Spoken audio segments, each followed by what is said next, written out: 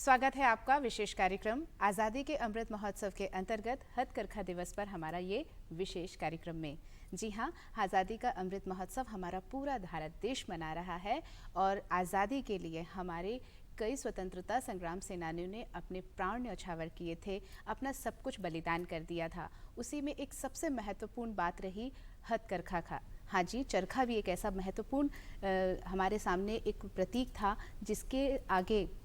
जिसके साथ हमारे देश के लोगों ने अपना नेतृत्व किया था। और स्वदेशी आंदोलन तो हम सभी लोग जानते हैं। आज 7 अगस्त है और हथकरघा दिवस है, राष्ट्रीय हथकरघा दिवस है। हमारा पूरा भारत देश हथकरघा दिवस मना रहा है और इसी विषय पर हमने चर्चा करने के लिए अपने स्टूडियो में आमंत्रित किया है ब्रजेश कुमार स्वर्णकार को, जो उपनिदेशक हैं प्रभारी राज्य कार्यालय गादी ग्राम उद्योग आयोग में भोपाल में हैं। बहुत बहुत स्वागत है सर आपका। नमस्कार। नमस्कार। हथकरघा राष्ट्रीय हथकरघा दिवस की आपको बहुत बहुत शुभकामनाएं सर। धन्यवाद सर। हम जानना चाहेंगे कि जैसे स्वदेशी आंदोलन हुआ था और स्वदेशी आंदोलन में बहुत लोगों ने हिस्सा लिया था, इसमें इसका क्या महत्व है? जी, स्वदेशी आंदोलन महात्मा गांधी जी के द्वारा चालू किया गया था और ये हम सबको पता है कि अगर हम पृष्ठभूमि में जाएं भारत के इतिहास में, तो विदेशियों द्वारा जो ब्रिटिशर्स थे उनके द्वारा जो वस्त्र बनाए जा रहे थे वो इंडिया में भेजे जा रहे थे जी। और चूंकि हमारा जो भारत देश था वो उनके अधीन चल रहा था, तो महात्मा गांधी जी ने सोचा कि हमारे जो ग्रामीण क्षेत्र में जो लोग रह रहे हैं तो उनको कैसे स्वावलंबी बनाया जाए, उनको कैसे आत्मनिर्भर बनाया जाए, क्योंकि सारे लोग वहाँ पर जो भी वस्त्र पहन रहे थे वो सब अंग्रेजी सरकार के पहन रहे थे, ब्रिटिश गवर्नमेंट के। तो ये एक महत्वपूर्ण कदम था जो महात्मा गांधी जी ने उठाया था और ये सन 1905 की बात है जब स्वदेशी आंदोलन परमपिता महात्मा गांधी जी ने शुरू किया था। और इसमें मेन अहम जो रोल था वो आपके खादी का था जी। तो खादी को स्वदेशी आंदोलन से जोड़ा जाता है और खादी एक मुख्य हथियार बना था, एक राजनीतिक हथियार के रूप में महात्मा गांधी जी ने अपने भारत देश को अंग्रेजों से आज़ाद करने के लिए उसको यूज़ किया था। और यही आंदोलन आगे चल के हम आज जो आज़ाद महसूस कर रहे हैं अपने आप को, ये महात्मा गांधी जी और जो खादी और जो स्वदेशी आंदोलन था उसकी देन है। बिल्कुल, आपने बहुत सही बात कही है कि महात्मा गांधी जी ने जब स्वदेशी आंदोलन, स्वदेशी अपनाओ का एक नारा लगाया था, तो हम देखते हैं कि जितना भी विदेशी सामान का उपयोग हो रहा था उन्होंने बिल्कुल त्याग करना शुरू कर दिया। और खादी की बात अगर हम कहें तो इसने आके एक नेतृत्व बढ़ाया था। आज भी हम तिरंगे की बात करें तो खादी का बना तिरंगा ही लहराया जाता है और खादी की अपनी एक मिठास होती है। जी हाँ, भारतीय संस्कृति की और जो महक है, सौंधी खुशबू है, वो हमारे खान पान, रहन सहन और इवन कपड़ों से भी हमें झलकती है। हम बात करना चाहेंगे हथकरघा और खादी, इसमें क्या अंतर होता है? जी, बहुत अच्छा प्रश्न है आपका जी। खादी की परिभाषा सबसे पहले मैं बताना चाहूँगा। खादी का अर्थ है कपास, रेशम, ऊन से जो काते गए जो सूत है और इनमें से ये जो सूत हैं इनमें से दो या सबके मिश्रण से जो धागा बनता है और उसको भारत में हथकरघा के ऊपर बनाया हुआ कोई भी वस्त्र वो खादी कहलाता है। जबकि हम हथकरघा की बात करें या हैंडलूम की बात करें तो हैंडलूम में जो आपका धागा बनता है वो मिल के द्वारा बनाया जाता है और उसको हथकरघे पे बुना जाता है। मतलब तो उसका जो धागा है, खादी का धागा चरखे पे ही कटेगा। जी।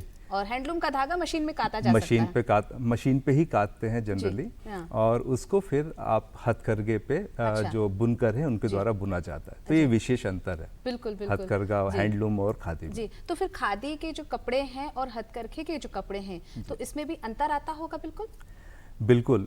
ये हम जब अपने ग्रामीणों की जो मेहनत की बात करते हैं या जो हाथ से जब वो कताई करती हैं, हमारी जो बहनें जो कताई करती हैं, तो उसमें एक जो महक है, हम जिसकी बात करते हैं, तो जी। वो खादी में आपको महसूस होगा, क्योंकि मिल में जो धागा बनता है जी। वो जो आपका जो फील है वो आपका उसमें हैंडलूम में नहीं आएगा, वो केवल खादी में ही आपको जो मिलेगा। खादी में ही आएगा। जी, जी। आज भी हमारे देश के कई लोग ऐसे हैं जो केवल खादी उपयोग करते हैं जी। जी, उनको खादी के अलावा कुछ और अच्छा लगता भी नहीं है। हम खादी की बात कर रहे हैं और आप उपनिदेशक प्रभारी हैं खादी एवं ग्राम उद्योग में, तो खादी की जो संस्थाएं हैं वो किस तरह काम कर रही हैं, इसके बारे में जानकारी हमारे दर्शकों को। जी, मध्य प्रदेश में जो कुल जो खादी की संस्थाएं हैं वो केवल 26 हैं जी। जबकि हम दूसरे प्रदेशों की बात कर रहे हैं, उत्तर प्रदेश में वो काफ़ी तादाद में बनी हुई हैं। तो मेरा आज इस कार्यक्रम के माध्यम से हमारे जो देशवासी हैं या जो मध्य प्रदेश में खास तौर पे काम कर रहे हैं उनसे ये आह्वान है कि हम अपने प्रदेश में ज़्यादा से ज़्यादा खादी की संस्थाएं बनाएं। और इस साल मेरा जो लक्ष्य है कम से कम 15 और खादी संस्थाएं जोड़ने का है। खादी संस्थाएं बनती कैसे हैं इसके बारे में थोड़ा सा प्रकाश डालना चाहूँगा। किसी भी व्यक्ति को और खादी संस्था बनानी है तो उसके लिए उसके पास 25 चरखे होने चाहिए। अच्छा। और 5 उनके पास हथकरघा होने चाहिए और 2 सुपरवाइज़र होने चाहिए। बिल्कुल। तो इस तरीके से 25 आपके पास में जो कतीने हैं और 5 बुनकर होने चाहिए और 2 सुपरवाइज़र स्टाफ होना चाहिए जी। और उनके पास एक शेड होना चाहिए जहाँ पर सब लोग मिलके काम कर बिल्कुल, सकें। बिल्कुल। अगर ये सारी चीज़ें उनके पास में हैं तो हमारे खादी ग्राम उद्योग में वो अपना एप्लीकेशन देंगे बिल्कुल। और उसके आधार पे उनको एक खादी सर्टिफिकेशन दिया जाएगा जिसमें वो मान्यता प्राप्त खादी संस्थान हो जाएंगे। बिल्कुल। और एक बार जब उनको खादी से मान्यता मिल गई है उसके बाद खादी मार्क के लिए अप्लाई करना पड़ता है। अच्छा। क्योंकि खादी मार्क जो है वो केवल वही यूज़ कर सकता है जो जिसको खादी मार्क का सर्टिफिकेट मिला हो। अच्छा। खादी मार्क के टैग होते हैं, वो जो खादी वस्त्र बनता है उसमें खादी के ऊपर लगाए जाते जी हैं। बिल्कुल। क्योंकि कोई भी अगर ऐसे खादी बनाने लग जाएगा तो खादी का महत्व खत्म हो जाएगा। बिल्कुल, बिल्कुल, और खादी का जैसे मैंने आपको बताया कि हाथ से कता हुआ और हाथ से बुना हुआ वस्त्र ही केवल खादी कहलाता है। तो आपने बताया जिस तरह की खादी का एक विशेष टैग होता है जी। और उसका आप सर्टिफिकेशन भी देते हैं जी। कि जब तक वो आपके पास नहीं होगा आप खादी नहीं जी। बनाएंगे। जी। तो इसका जो प्रामाणिकता है वो कैसे सिद्ध होती है कि हाँ ये व्यक्ति सही खादी बना रहा है? जी, प्रामाणिकता सिद्ध करने के लिए उसके टेस्ट होते हैं। जी। तो वो टेस्ट अगर वो पार कर रहे हैं, जैसे वो कलर यूज़ करते हैं, डाई जी। यूज़ करते हैं, तो उसमें केमिकल नहीं होना चाहिए। जी। तो वो टेस्ट सर्टिफिकेट जो हैं जी। वो उनको बताने पड़ते हैं कि ये टेस्ट पे खरे उतरे हुए हैं, बिल्कुल, जो कि बिल्कुल। खादी के अनुसार हैं। जी। तभी उसको हम खादी का सर्टिफिकेशन देते हैं और वो वैलिड भी होता है। जी। कितने समय के लिए वैलिड होता है ये खादी ये का 5 साल के लिए हम लोग देते हैं। जी, जी, तो जी। अभी 2021 से 2026 तक के लिए चल रहा है ये। जी, जी। तो जिस भी खादी संस्था को अपना सर्टिफिकेशन के लिए अप्लाई करना है उसको 2026 तक के लिए सर्टिफिकेशन मिलेगा। रिन्यूअल भी होता जाता है जी। ये। बिल्कुल। हम सरकारी योजनाओं के बारे में जानना चाहेंगे क्योंकि अगर काम करना चाहते हैं जी। तो बात आती है कि हमें कोई आर्थिक अनुदान मिल जाए, हमें सहयोग मिल जाए। जी। तो क्या खादी ग्राम उद्योग इस तरह के संस्थाओं के लिए कुछ योजनाएं भी चलाते हैं? जी बिल्कुल। इसमें बहुत सारी योजनाएं हैं जो खादी संस्थाओं को खादी ग्राम उद्योग देता है। जी।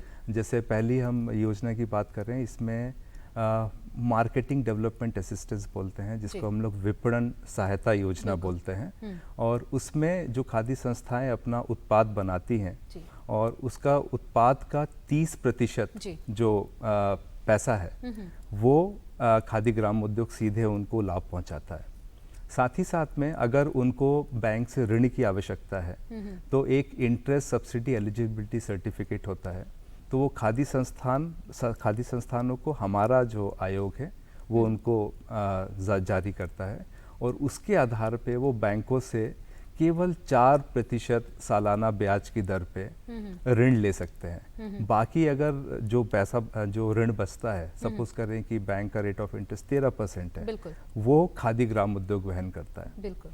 और अगर इस दौरान कोई खादी ग्राम उद्योग जो खादी जो संस्था है वो अगर बीमार हो जाती है या फिर आगे नहीं चल पाती है तो उसके सशक्तिकरण और पुनर्निर्माण के लिए भी खादी ग्राम उद्योग आयोग उनको एक योजना के तहत 10 लाख रुपए तक का अनुदान देती बहुत है। अच्छी जानकारी हमारे आपने दर्शकों को दी है कि जो खादी ग्राम उद्योग चला रहे हैं और किसी कारणवश उनका नहीं चल पा रहा है या कमज़ोर महसूस कर रहे हैं, तो उनको एक विशेष प्रक्रिया के तहत अनुदान भी दिया जाता है। बिल्कुल, कहाँ आज़ादी से बात शुरू हुई थी और आज हम देखते हैं कि वर्तमान स्थिति में सरकार जो है हमारे बेरोजगार भाइयों के लिए या हथकरघा को आगे बढ़ाने के लिए, खादी को आगे बढ़ाने के लिए बहुत सारे कार्य कर रहे हैं।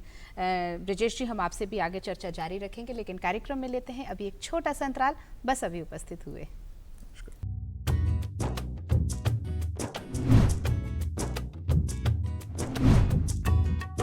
चर्चा खेती किसानी की, बातें फसलों और उनसे आमदनी की। लीजिए कृषि वैज्ञानिकों से सलाह, मौसम का सटीक अनुमान, रोजाना मंडी भाव की सही जानकारी, जानिए सरकारी योजनाओं का फायदा। खेती से जुड़ी तमाम जानकारी के लिए देखिए आपका अपना पसंदीदा कार्यक्रम कृषि दर्शन, रोजाना शाम 5:30 बजे दूरदर्शन मध्य प्रदेश पर। अंतराल के बाद आपका फिर से स्वागत है हमारे विशेष कार्यक्रम में। आज है 7 अगस्त। जी हाँ, आज है राष्ट्रीय हथकरघा दिवस। सर, खादी की अपनी एक बहुत अच्छी महक होती है, एक अच्छी पहचान होती है, एक अच्छा फील होता है, लेकिन अक्सर ये चीज़ कहा जाता है कि ये थोड़ा सा महंगा होता है। तो जो हमारे कहना चाहिए कि जो कई लोग हैं जो पहनना चाहते हैं, कुछ इसको उपयोग करना चाहते हैं, तो वो नहीं ले पाते हैं। इस पर आपका क्या कहना है? जी, ये धारणा लोगों में आम है, ये मैं जानता हूँ, लेकिन मैं थोड़ा सा पृष्ठभूमि में ले जाना चाहूँगा आपको। जब खादी की शुरुआत या खादी को आत्मनिर्भर के तौर पर बनाने के लिए महात्मा गांधी जी ने शुरुआत करी थी, तो उनको ये पता था कि केवल इसकी उत्पादन और बिक्री से, है ना, हमारा कुछ होना नहीं है। लेकिन इसका जो मेन जो इसको उद्देश्य था वो ये था कि खादी का जो भाव है वो आम जन तक पहुंचाना और उसको अपनाने की ज़रूरत है। बिल्कुल। अगर आप खादी को अपनाएंगे तो एक तरीके से आप स्वदेशी को अपना रहे हैं। बिल्कुल बिल्कुल। और स्वदेशी को जब हम अपना रहे हैं तो हमारे जो ग्रामीण क्षेत्र में जो कतीनें काम कर रही हैं या जो हमारे जो बुनकर काम कर रहे हैं उन तक वो पैसा पहुंचता है। आज हम जो कंपैरिजन कर रहे हैं या दोनों के बीच में हम सोच रहे हैं कि खादी महंगा है, ये सस्ता है, ऐसा नहीं है। अगर आप कहीं पर मॉल पे जाते हैं कपड़े लेने के लिए तो आज की डेट में शर्ट आपको 1500 2000 राइट यहाँ तक मिलती है, ब्रांडेड। लेकिन खादी आप लेंगे तो उसी रेट के अंदर, है ना, आपको मैं समझता हूँ उससे कम में वही शर्ट और वही मिलेगा। और सबसे बड़ी बात, हमारा अपना सामान हमें मिलेगा। और सबसे बड़ी बात, जो खादी पहनते हैं वो खादी का महत्व जानते हैं। खादी गर्मियों में आपको ठंडे का एहसास दिलाता है। अच्छा। और ठंड के मौसम में आपको कंफर्ट देगा अंदर। जी, जी। ये खादी जो पहनते हैं केवल वही जानते हैं। तो मेरा सबसे आह्वान है कि वो खादी एक बार पहन कर देखें।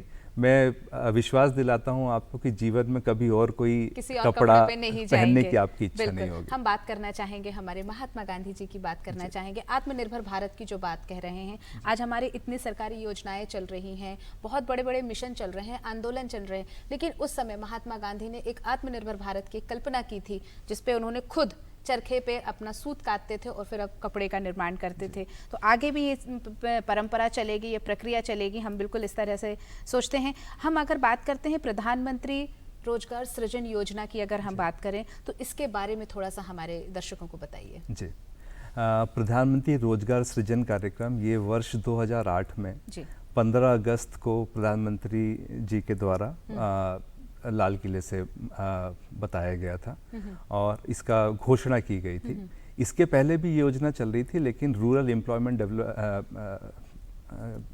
जनरेशन प्रोग्राम के तहत चल रही थी और उसमें जो पैसा था या जो सरकार पैसा दे रही थी उसमें अनुदान कम था। इस योजना में जो 2008 से चल रही है, अभी हाल फिलहाल में उसमें वापस से सरकार ने रिवीजन किया है और 1 जून 2022 से जो भी व्यक्ति अपना स्वरोजगार स्थापित करना चाहता है विनिर्माण के क्षेत्र में, जिसको हम मैन्युफैक्चरिंग भी बोलते हैं, वो 50 लाख रुपए तक बैंक से इस योजना के तहत लोन ले सकता है और उसमें सरकार 15% से लेके 35% तक अनुदान के रूप में सहायता प्रदान करती है उसको। तो अगर हम 50 लाख रुपए में 35% की बात करें तो 17.5 लाख रुपए जो भारत सरकार है वो उस व्यक्ति को अपना बिजनेस शुरू करने के लिए अनुदान के रूप में दे रही है। बिल्कुल, आपने अनुदान की बात की है, तो हम पात्र हितग्राहियों की अगर हम बात करें तो कौन वो व्यक्ति हैं जो इसमें पात्र हितग्राही हैं? कोई भी व्यक्ति जो 18 वर्ष से ऊपर की उम्र का हो, इसमें अपर लिमिट कुछ नहीं है, लेकिन 18 वर्ष कम से कम होना चाहिए और कम से कम 8वीं पास हो। अच्छा। अगर 5 लाख रुपए से नीचे का लोन है सेवा के क्षेत्र में और 10 लाख रुपए से नीचे का लोन है आपके विनिर्माण के क्षेत्र में, तो 8वीं पास की भी जरूरत नहीं है। अच्छा। लेकिन अगर इसके ऊपर है तो कम से कम 8वीं पास होना चाहिए वो। उसके पास में आधार कार्ड होना चाहिए, उसके पास में एक प्रोजेक्ट की रिपोर्ट बनाएगा वो, जो उसको अपलोड करनी पड़ेगी। साथ ही साथ में अगर वो किसी विशेष जाति को, लाइक अनुसूचित जाति या अनुसूचित जनजाति को बिलोंग करता है तो उसके पास में सर्टिफिकेट होना चाहिए। बस ये थोड़े से जो डॉक्यूमेंट्स है इसके आधार पे ऑनलाइन प्रक्रिया है, इसको कोई भी व्यक्ति अपने घर पे बैठकर आवेदन कर सकता है। अभी आपने ऑनलाइन की बात करी है, तो ऑनलाइन का हमारा पता भी बताइए फिर आप। जी, ये हमारे जो दर्शक हैं मैं उनको बताना चाहूँगा, kviconline.gov.in पे आप जाइए और वहाँ पर PMEGP का आपको एक मार्क दिखाई देगा, वहाँ क्लिक करिए, उसमें सारी जानकारी आपको उपलब्ध मिलेगी। बिल्कुल, आपने और आवेदन प्रक्रिया तो आपने बता दी है कि आप उसमें आप ऑनलाइन कर सकते हैं। अगर हम बाजार व्यवस्था की बात करें, क्योंकि क्या होता है, उत्पादन तो हो जाता है, हम बना भी लेते हैं, सबसे ज्यादा परेशानी होती है बाजार की, बाजार व्यवस्थाएं नहीं हो पाती हैं, तो क्या इसके लिए खादी ग्राम उद्योग व्यवस्था करता है? बिल्कुल, खादी ग्राम उद्योग शुरुआत से जब आप कोई बिजनेस स्टार्ट करते हैं और उसकी मार्केटिंग तक की व्यवस्था है, तो अगर जैसे मैंने बताया आपको PMEGP योजना के तहत आप अपना बिजनेस स्टार्ट कर सकते हैं, सेवा के क्षेत्र में या हो जो विनिर्माण के क्षेत्र में, दोनों क्षेत्र में आप कर सकते हैं। अब अगर उसने अपना उत्पादन कर लिया तो मेन समस्या उसके सामने जो आती है वो आती है कि उसको बिक्री कहाँ पर करे। तो बिक्री के लिए जो हमारी खादी ग्राम उद्योग की जो विभागीय बिक्री केंद्र हैं, ऐसे 23 केंद्र हैं पूरे भारतवर्ष में, उसके थ्रू वो अपना उत्पाद बेच सकता है। और साथ ही साथ में जो खादी ग्राम उद्योग बोर्ड है, जो मध्य प्रदेश गवर्नमेंट के या फिर दूसरे स्टेट गवर्नमेंट के हैं, उनके करीबन 8000 से ऊपर बिक्री केंद्र हैं, उसके द्वारा भी वो अपने जो सामान है उसकी बिक्री कर सकता है। दूसरी जो समस्या हमारे जो माइक्रो क्षेत्र के एंटरप्राइजेज हैं उनके सामने आती है कि वो अगर एक्सपोर्ट करना चाहते हैं तो एक्सपोर्ट के लिए कहाँ जाए। तो एक्सपोर्ट करने के लिए हमारे खादी ग्राम उद्योग के माध्यम से जो विदेशों में जो प्रदर्शनियाँ लगती हैं, अच्छा। वो निशुल्क, लगभग निशुल्क रूप से वहाँ जाके अपने उत्पाद प्रदर्शित कर सकते हैं और साथ ही साथ में जो बिजनेस लिंकेज है वो बना सकते हैं। हम अपने भारतवर्ष की बात करें तो यहाँ पर भी वो लगभग निशुल्क रूप से यहाँ पर प्रदर्शनियों में भागीदारी कर सकते हैं और अपना उत्पाद आम जन तक पहुँचा सकते हैं। आपने बहुत सर अच्छी बात बताई है, कई प्रदर्शनियाँ होती हैं, कई तरह के सेमिनार्स होते हैं और बहुत सारे जगह होते हैं, बाज़ार होते हैं जहाँ आप इनकी व्यवस्थाएं करते हैं। लेकिन अगर हम बात करते हैं कि अगर हमारे जो ग्रामीण उद्योग है तो किस तरह से वो अपने आप को और बेहतर बना सकते हैं ताकि उन्हें इन बाज़ारों में अपनी पहचान और पहुँच बनाने में उनको बहुत आसानी हो सके। जी, जो भी हमारे जो माइक्रो यूनिट्स हैं जो PMEGP का लोन लेके जिनने अपना बिजनेस स्टार्ट किया हो, चाहे वो ग्रामीण क्षेत्र में हो या शहरी क्षेत्र में हो, उनके उत्पाद को जेन्युइन है कि नहीं ये बताने के लिए एक ट्रेडमार्क की आवश्यकता पड़ती है। और खादी जो संस्था है, जो हमारी जो खादी ग्राम उद्योग आयोग है, उसके पास में खादी का ट्रेडमार्क हमने लेके रखा हुआ है। और जो भी हमारी संस्था जो काम कर रही है, अगर वो ट्रेडमार्क लेना चाहती है तो सीधे हमारे कार्यालय में संपर्क करें और वो जो खादी ट्रेडमार्क है हम उसको यूज़ करने की अनुमति देंगे। और वो खादी ट्रेडमार्क अपने आप में एक पहचान है कि ये खादी का प्रोडक्ट है, तो उसको जो आगे आने वाले समय में जहाँ पर भी वो अपने सामान लेके जाएगा या बिक्री करने जाएगा तो वो अपने आप में एक प्रमाणिकता है कि ये प्योर जेन्युइन खादी है। तो उससे उसको काफी सहयोग मिलेगा। मतलब कहना चाहिए कि निष्पक्षता से साथ अगर साफ सुथरा काम करेंगे तो अपनी पहचान बहुत जल्दी बना पाएंगे। खादी ग्राम उद्योग किस तरह से अपनी और रणनीतियां बना रहा है कि हमारा भारत देश आत्मनिर्भर बने, कुटीर ग्रामीण उद्योग हैं जो वो आगे बढ़े और खादी पर विशेष तरह से फोकस हो सके, कैसे? खादी के बारे में मैं बताना चाहूँगा, खादी को आप दो खंडों में बांट सकते हैं। पहला खंड हो गया खादी, जिसमें हम खादी कपड़ा बनाने की बात करते हैं। दूसरा हो गया ग्राम उद्योग जी। तो ग्राम उद्योग में जो हमारी ग्रामीण क्षेत्र में जो संस्थाएं जिन्होंने लगाई हैं, जो अपना कुछ विनिर्माण कर रहे हैं या सेवा के क्षेत्र में कुछ अपना योगदान दे रहे हैं, और उसमें जो स्थायी पूंजी जो लागत है उनकी, वो मैदानी क्षेत्र में 3 लाख रुपए और आपके पहाड़ी क्षेत्र में 4.5 लाख रुपए से अधिक नहीं होनी चाहिए। ऐसे उद्योग को हम ग्राम उद्योग में गिनते हैं। जी हाँ। अब उनके आगे बढ़ने की बात रही तो पीएमईजीपी योजना की हमने जो बात करी है, तो पहले इसकी जो परियोजना लागत थी वो अधिकतम 25 लाख रुपए थी विनिर्माण के क्षेत्र में, और सेवा के क्षेत्र में 10 लाख रुपए थी। तो सरकार ने एक नई पहल करी है, उसको लगभग 2 गुना कर दिया है। 25 लाख रुपए से आज की समय में 50 लाख रुपए है, और सेवा के क्षेत्र में 10 लाख रुपए से उसको 20 लाख रुपए कर दिया है।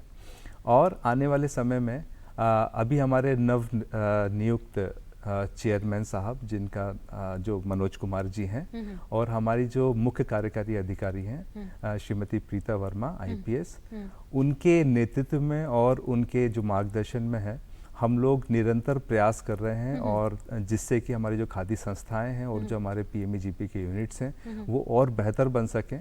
और देर सवेर अभी कुछ स्कीमों का रिवीजन भी चल रहा है जो कि आएंगी, लेकिन अभी जो चल रही हैं मैं उसके बारे में बताना चाहूँगा। एक कुम्हार सशक्तिकरण योजना है जी। उसमें हम जो कुम्हार हैं, जो ग्रामीण क्षेत्र में कुम्हारी का काम कर रहे हैं, उनको विद्युत चाक हम देते हैं जी। और उसके लिए अगर वो बीपीएल कैटेगरी के हैं तो उनको फ्री ऑफ कॉस्ट में वो विद्युत चाक दिए जाते हैं। अगर वो एससी या एसटी को बिलोंग करते हैं तो 10% माफ कीजिएगा लिया जाता है, और जनरल कैटेगरी से 20% लिया जाता है। तो ये चाक उनको देके उनकी जो उत्पादन क्षमता है, पहले वो हाथ से कर रहे थे, अब विद्युत से करेंगे, तो उनकी उत्पादन क्षमता बढ़ी है। साथ ही साथ में हमारे स्फूर्ति के क्लस्टर्स हैं बहुत सारे। तो स्फूर्ति एक क्लस्टर अभी एक आपका होशंगाबाद में चल रहा है, एक बैतूल में चल रहा है। तो बैतूल में एक पॉटरी का क्लस्टर है, तो वहाँ पर जो अपने निर्माण कर रहे हैं वो उसके द्वारा अपने जो सामान है उसको बेच भी रहे हैं। हम बात करना चाहेंगे सर कि आज का आधुनिक हम देख रहे हैं माहौल है, फैशनेबल होता चला जा रहा है, हर चीज़ फैशन में चाहिए है, तो क्या खादी को भी बिल्कुल समय के साथ लेके चलने के लिए कुछ कर रहे हैं ग्राम उद्योग? जी जी बिल्कुल कर रहे हैं। आज हम देखते हैं कि फैशन डिजाइनिंग में खादी का एक नाम है बिल्कुल, और खादी में जो बड़े बड़े जो नाम है, जिसमें एक ऋतु बेदी करके हैं, उनको खादी ग्राम उद्योग ने अपने साथ में रखा हुआ है, ताकि वो एज ए मेंटर उसके डिजाइन और उसके ऊपर खादी ग्राम उद्योग को बताएं और जिसके ऊपर काम करें। हाल ही में आपने सुना होगा कि खादी डेनिम की हमने बात करी, जो जीन्स की बात करते हैं, तो खादी डेनिम पर भी काम हो रहा है, और बहुत जल्द वो खादी डेनिम आपको जीन्स के तौर पर भी आपको देखने को मिलेगा। बहुत बढ़िया। तो हम कह सकते हैं कि अब हमारा खादी जो है वो आधुनिक होते चला जा रहा है जी। अब हम बात करते हैं कि हम बापू की बात करते हैं, स्वदेशी आंदोलन की बात कर रहे हैं, और अभी भी हमें स्वदेशी की बहुत ज़्यादा ज़रूरत है। इतना बाज़ारवाद आज इस तरीके से हो गया है कि इतना ज़्यादा हमारे पास ऑप्शन है, इतनी सारी चीज़ें हैं कि हम चुन नहीं पाते हैं। आपने खादी की जो बात करी है, अगर हम बात करें कि और हमें इसे बेहतर बनाना है, हम इसे अंतर्राष्ट्रीय स्तर पर अगर हम लेके जाना चाहते हैं, तो किस तरह और बेहतर बनाया जा सकता है इसको? जी, इस दिशा में हमारे प्रधानमंत्री माननीय मोदी जी ने एक विशेष पहल करी है, और उन्होंने जब अपने विदेशी दौरे पर गए हैं तो खादी का नाम विशेष तौर पे लिया उन्होंने। और ये खादी ही एक ऐसी संस्था है जो पूरे देश में सबसे ज़्यादा रोजगार देने वाली है, जिसको हम लोग स्वरोजगार की बात करते हैं। क्योंकि अगर आप देखें कृषि के बाद सबसे ज़्यादा रोजगार देने का जो श्रेय जाता है वो एमएसएमई सेक्टर को जाता है। तो माइक्रो इंटरप्राइजेस के लिए जो पीएमईजीपी का योगदान है या खादी का योगदान है वो बहुत अहम है। और इसको ग्लोबल ब्रांड बनाने के लिए बहुत विशेष कदम भी उठाए गए हैं, जैसे मैंने अभी आपको कोलैबोरेशन की बात करी फैशन डिज़ाइनर्स के साथ में। साथ ही साथ में हमारे सेंटर ऑफ एक्सीलेंस भी हमने नियुक्त किए हैं, जैसे national institute of fashion technology है, उसके साथ में कोलैबोरेशन है ताकि वो अपने डिज़ाइन हमारी संस्था को बताएं और जो नए फैशन के जो कपड़े हैं वो मार्केट में आ सकें ताकि हम उसको एक्सपोर्ट भी कर सकें। जी, तो ये सब अहम कदम खादी ग्रामोद्योग आयोग ने उठाया। बिल्कुल, बहुत अच्छी जानकारी आपने हमारे दर्शकों को दी और आज राष्ट्रीय हथकरघा दिवस पर हमने बहुत अच्छी चर्चा की। आपका बहुत बहुत धन्यवाद सर, आप हमारे स्टूडियो में आए। जी, थैंक यू। दर्शकों, हमने बात की राष्ट्रीय हथकरघा दिवस पर और आज हमारा ये कार्यक्रम हम यहीं समाप्त करते हैं। अब हमें दीजिए अनुमति। नमस्कार।